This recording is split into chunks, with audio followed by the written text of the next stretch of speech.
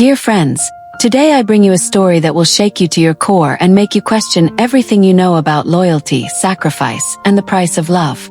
A poor taxi driver in Lagos discovered his wealthy passenger's shocking secret. But when she offered him 50 million naira to marry her dying daughter, he had no idea this decision would change 3 lives forever and reveal a truth so devastating it would test the very foundation of what it means to be human. The rain poured down on Lagos streets like tears from heaven, and Joshua sat in his old Toyota Corolla, counting the few naira notes in his pocket for the 3rd time that evening. At 28 years old, his hands were already rough from years of gripping the steering wheel. His back ached from sleeping in the car when he couldn't afford fuel to drive home, and his heart carried the weight of promises he was struggling to keep. His phone buzzed with another message from his landlord. "Joshua, you have 48 hours to pay rent or pack your things. No more excuses." He stared at the screen, feeling the familiar knot in his stomach tighten. His younger brother Kelvin was supposed to start university next month, but the admission fees sat unpaid like a mountain he couldn't climb. His mother's blood pressure medication had run out 2 weeks ago, and she was too proud to tell him, but he could see the worry lines deepening around her eyes. Life in Lagos was like swimming against a current that never stopped pushing you backward. No matter how hard Joshua worked, driving from dawn to midnight, picking up passengers from wealthy neighborhoods in Victoria Island to crowded markets in Mushin, he always ended each day with just enough to survive, never enough to truly live. That night, as he waited outside the Radisson Blu Hotel hoping for one last fare, a woman in an expensive black dress approached his car. She was around 55 years old, with gray hair styled perfectly and jewelry that probably cost more than his car. But there was something in her eyes that made Joshua's heart skip. A sadness so deep it seemed to swallow the streetlights around them. "Driver," she said, her voice shaking slightly, "I need to go to Ikoyi. But first, can you just drive around the city? I need to think." Joshua nodded, starting the engine. As they drove through the busy streets of Lagos, past the bright lights of shopping malls and the dim glow of street food vendors, the woman, who introduced herself as Mrs. Abigail, began to cry silently. The tears fell like rain on her expensive dress, and Joshua found himself pulling over. "Madam, are you okay?" he asked gently, turning to face her. She looked up at him, and in that moment, Joshua saw something that would haunt him forever. The look of a mother losing her child. "Driver, do you have children?" "No, Ma, but I have a younger brother who is like my son. I raised him after our father died." Mrs. Abigail nodded slowly. "Then you understand the pain of watching someone you love suffer, and knowing you would do anything, pay any price, to save them." She opened her expensive handbag and pulled out a photograph. It showed a beautiful young woman, maybe 22 years old, with bright eyes and a smile that could light up a room. "This is my daughter, Grace. She's dying." The words hit Joshua like a physical blow. He stared at the photo, seeing the resemblance between mother and daughter, the same gentle features, the same kind eyes. "The doctors say she has 6 months to live, maybe less," Mrs. Abigail continued, her voice barely above a whisper. "But there's something else. Something that makes this even more heartbreaking." Joshua waited, sensing that whatever she was about to tell him would change everything. She has never been loved by a man, never been kissed, never felt what it means to be someone's world. The cancer took her childhood, her teenage years, her chances at a normal life.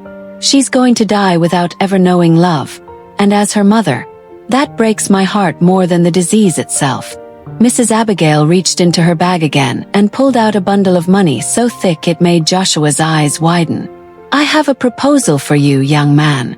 A proposal that will sound crazy, but I am a desperate mother, and desperate mothers do impossible things." She placed the money on the seat between them. "This is 50 million naira. I want you to marry my daughter. I want you to love her, to make her feel beautiful and wanted for whatever time she has left. I want her to die knowing she was someone's wife, someone's everything." Joshua's hands began to shake. 50 million naira. It was more money than he had ever dreamed of seeing in his entire life. It could pay his brother's university fees, buy his mother's medicine for years, secure their family's future forever. "But madam," he stammered, "I don't know your daughter. She doesn't know me. How can I?" "Love isn't always about knowing someone for years," Mrs. Abigail interrupted. "Sometimes it's about choosing to care for someone when they need it most. My daughter is beautiful, kind, and intelligent. She studied computer science before she got sick. She loves to read, she paints beautiful pictures, and she has the gentlest heart you'll ever find." She pulled out another photo, this one showing Grace in a hospital bed, still smiling despite the 4 tubes and medical equipment around her. "Look at her face. Even in pain, she tries to make others happy. She deserves to know love before she leaves this world." Joshua stared at the photo, his mind racing. This was insane. People didn't just marry strangers for money. People didn't just agree to love someone they had never met. But as he looked at Grace's face, something stirred in his chest. A feeling he couldn't quite name. "If I agree to this," he said slowly, "what exactly would you expect from me? Be her husband. Love her genuinely. Make her last months the happiest of her life. Give her the wedding she's always dreamed of. The honeymoon she'll never have another chance to experience. Hold her hand when she's scared. Make her laugh when she's in pain. And when the time comes, be there when she takes her last breath, so she doesn't die alone." The rain had stopped, but inside the car, the silence was deafening. Joshua thought about his brother, about his mother, about the life of struggle that stretched endlessly ahead of him. Then he thought about Grace, dying without ever knowing love. "There's one more thing," Mrs. Abigail said quietly. "Something I haven't told you about my daughter. A secret that makes this arrangement even more complicated than you can imagine." Joshua looked up, his heart pounding. What secret? But Mrs. Abigail was already gathering her things, preparing to leave. "If you agree to meet her tomorrow, I'll tell you everything. But I warn you, once you know the truth, there will be no going back. Some secrets change everything." She placed a business card on top of the money. "This is my address. Come tomorrow at 2 p.m. if you're ready to make a decision that will change 3 lives forever." As she stepped out of the car, she turned back one last time. "Joshua," she said, and he realized he had never told her his name. "My daughter is special in ways you cannot imagine. The question is, are you strong enough to love someone who might not be what she seems?" The door slammed shut, leaving Joshua alone with the money, the photos, and questions that would keep him awake all night. What secret was Mrs. Abigail hiding? What did she mean by not what she seems? And most importantly, was he really considering marrying a dying woman he had never met? Joshua barely slept that night. He sat on his small bed in the cramped one-room apartment he shared with his mother and brother, staring at the 50 million naira that could change their lives forever. His mother, Sarah, had gone to bed hours ago, but he could hear her coughing through the thin walls. The same cough that reminded him daily that her medication was running out. Next morning, Joshua woke up with his mind made up. He would meet Mrs. Abigail and her daughter. He would listen to this mysterious secret. And then he would decide whether to jump off the cliff or walk away.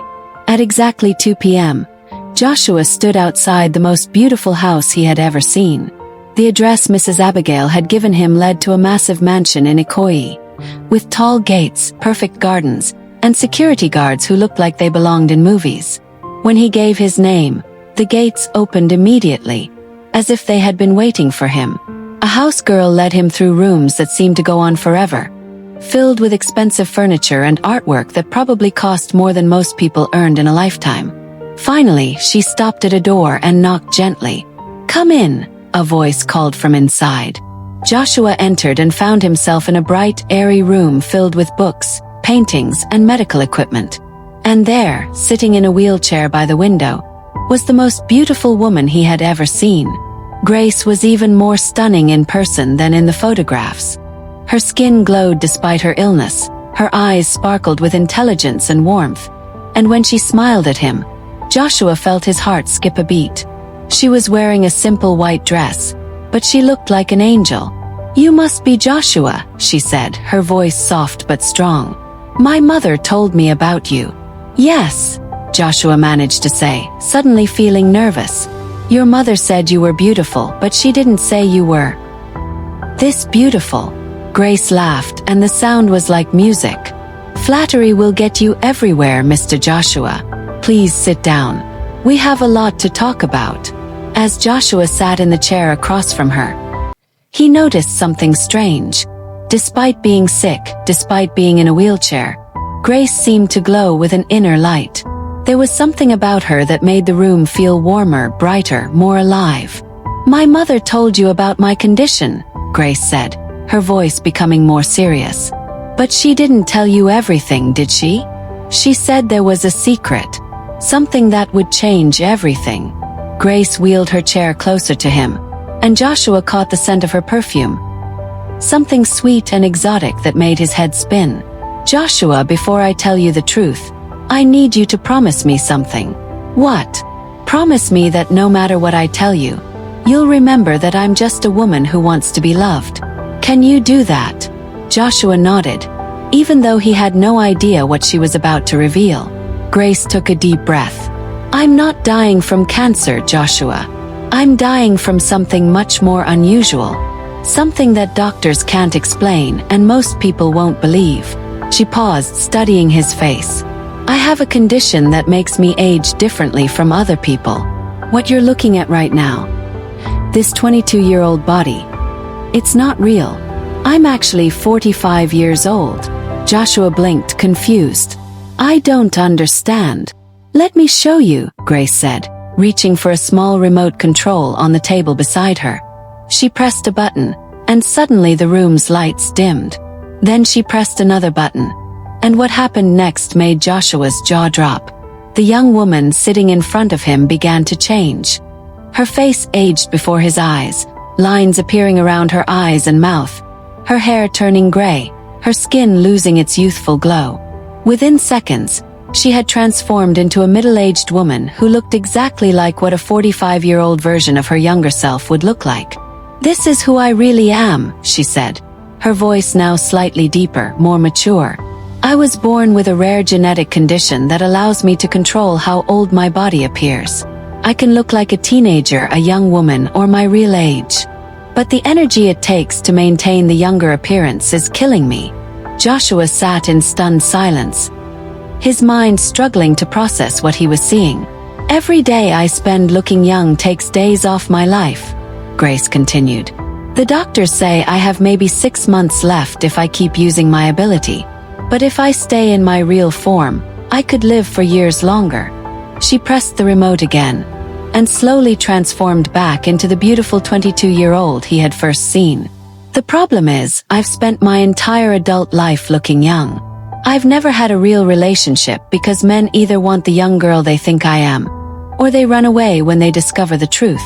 Joshua found his voice. So your mother wants me to marry you because she thinks you're different, Grace said, tears forming in her eyes. She thinks you're the kind of man who could love me for who I am inside, not just what I look like outside. She thinks you're brave enough to handle the truth. The room was quiet except for the sound of Joshua's heart pounding. This was bigger than he had imagined. This wasn't just about marrying a dying woman. This was about marrying someone who wasn't even human in the normal sense. There's more, Grace said quietly. The reason my mother chose you specifically. The reason she knew your name before you told her. Joshua looked up, a cold fear creeping into his chest. 20 years ago, when I was 25 but looked like a teenager, I had a boyfriend. Someone I loved with all my heart. Someone I thought I would marry. But when I told him the truth about my condition, he ran away. He said I was a freak, that I was unnatural, that no man could ever really love someone like me. Grace's voice became a whisper. That man was your older brother, Maxwell. The world seemed to stop spinning. Joshua's older brother Maxwell had died in a car accident 5 years ago, but he remembered the stories Maxwell used to tell about a girl he had loved and lost in his 20s. A girl he said was too good to be true, and too beautiful for this world. Maxwell never told you about me, Grace continued, but he told our mother. He told her about the young man who had raised his younger brothers after their father died. He told her about Joshua, the taxi driver who worked 3 jobs to take care of his family. He told her that if he had been half the man his younger brother was, maybe he would have been brave enough to love me. Tears were streaming down Grace's face now. When Maxwell died, I thought I would never get another chance at love. But my mother remembered his stories about you. She's been watching your family for years, waiting for the right moment to bring us together. Joshua's head was spinning. His brother Maxwell had loved this woman. His brother had known about her condition and rejected her. And now she was offering him the chance to do what Maxwell couldn't. So you see, Grace said, this isn't just about marriage for money. This is about giving both of us a chance to find the love that was taken away from us. Maxwell's love for me, and your love for the family that needs you. She wheeled her chair even closer to him. I know this is a lot to understand. I know it's scary and strange and probably impossible to believe. But I need you to know that despite everything, despite my condition, despite the connection to Maxwell, despite all the complications, what I'm offering you is real. My feelings, my desire to be loved, my hope that someone could see past the surface to the person I really am. That's all real. Joshua stared at her, his mind racing with questions, emotions, and fears. This woman, this beautiful, mysterious, impossible woman, was offering him everything he had ever wanted for his family, and all she wanted in return was to be loved. But could he love someone who had been with his brother? Could he love someone who wasn't quite human? Could he love someone who was living a lie every day just to look young? Grace, he said finally, I need to ask you something, and I need you to be completely honest with me. Anything. If I agree to this marriage, if I agree to love you and be your husband, will you promise me that you'll be yourself? The real you, not the young version you think I want to see. Grace's eyes widened in surprise. You would want me to look my real age. I want you to be who you really are, Joshua said, surprising himself with how certain he sounded. If we're going to do this, if we're going to be married, then I want to marry the real Grace, not some version of yourself that's slowly killing you. For the first time since he had entered the room, Grace smiled a real smile.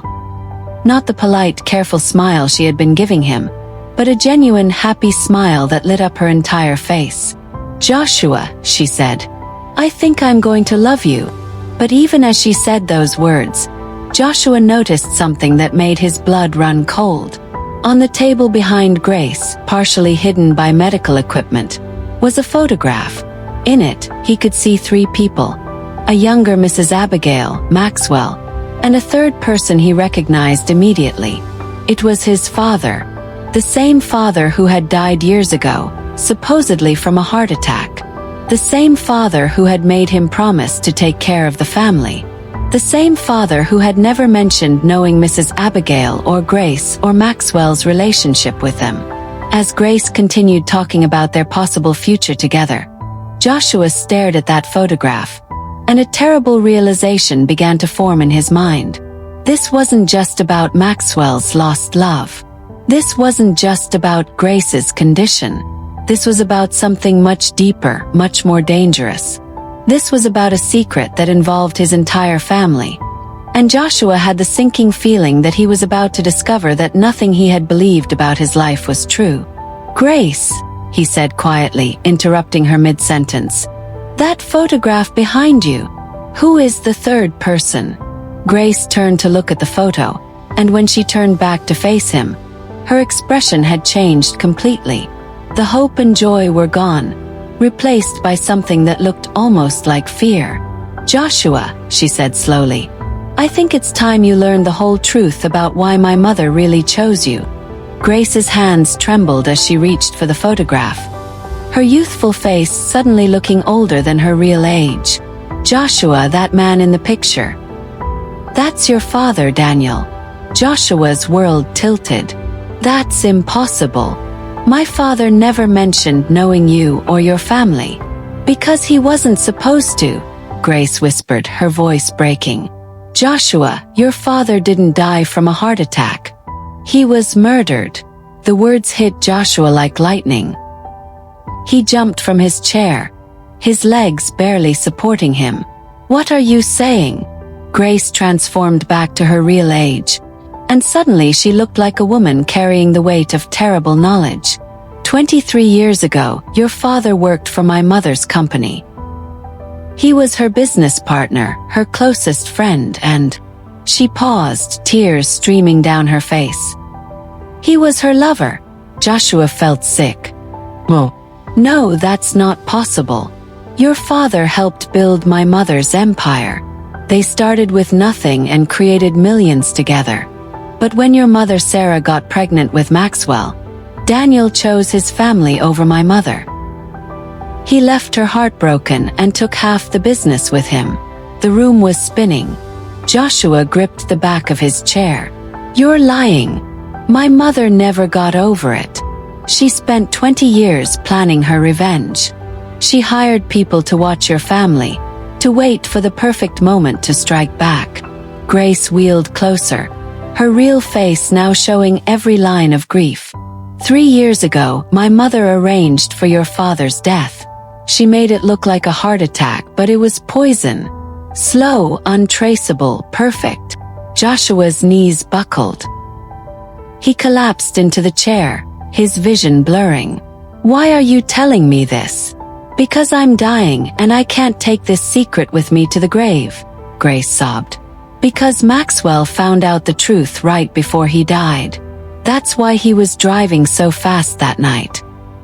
He wasn't running from me. He was running to you to warn you. The photograph slipped from Grace's hands and fell to the floor. My mother killed your father, Joshua. And when Maxwell discovered the truth, she killed him too. Joshua's world exploded into fragments. Everything he thought he knew about his family, about his father's death, about Maxwell's accident. It was all lies. So this marriage proposal was never about love, Grace finished, her voice hollow. It was about completing her revenge. She wants to destroy the last of Daniel's bloodline. She wants to watch you fall in love with me. And then she wants to kill us both. The door burst open suddenly, and Mrs. Abigail walked in, her face twisted with rage. You stupid girl. You weren't supposed to tell him yet. Grace spun around, fear replacing grief in her eyes. Mother, please. 23 years I've waited for this moment, Mrs. Abigail hissed, pulling a gun from her purse. 23 years of planning, of watching, of waiting for the perfect revenge. And you want to ruin it with your pathetic conscience. Joshua stood up slowly, his mind racing. You killed my father. I killed a man who promised to love me forever and then abandoned me for some village girl, Mrs. Abigail snarled. I killed a man who stole my money, my business, and my heart. And now I'm going to kill his son. But as she raised the gun, Grace did something that shocked everyone in the room. She began to transform. Not into her younger self, but into something else entirely. Her body began to glow with an otherworldly light. Her eyes turned silver, and suddenly she looked like something from another realm. I lied about my condition, Joshua, Grace said, her voice now echoing with power.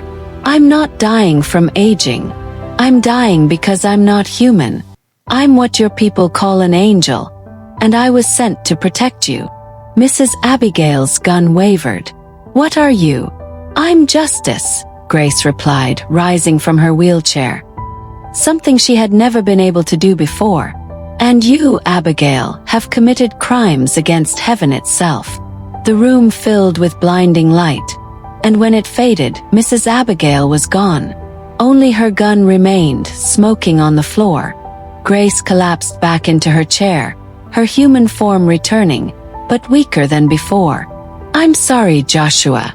I'm sorry for lying, for the deception, for everything. But I had to protect you. It was my mission. Joshua stared at her, his mind struggling to process what he had just witnessed. You're really an angel. I was, Grace whispered, her breathing becoming labored. But using my true power to save you. It's killed me. I have maybe hours left now, not months. She reached for his hand, her touch burning with fading warmth. The money was real, Joshua. It's yours now. Take care of your family. Live the life your father wanted you to have. But what about us? Joshua asked, surprising himself with how much he meant it. What about the love you wanted? Grace smiled, and for the first time it reached her eyes. You stayed, Joshua. Even after learning the truth about everything. My lies, my mother's crimes, my real nature. You stayed. That's more love than I ever dared hope for. As she began to fade before his eyes, becoming translucent like morning mist, Grace whispered, Tell me you'll remember me. Tell me this was real.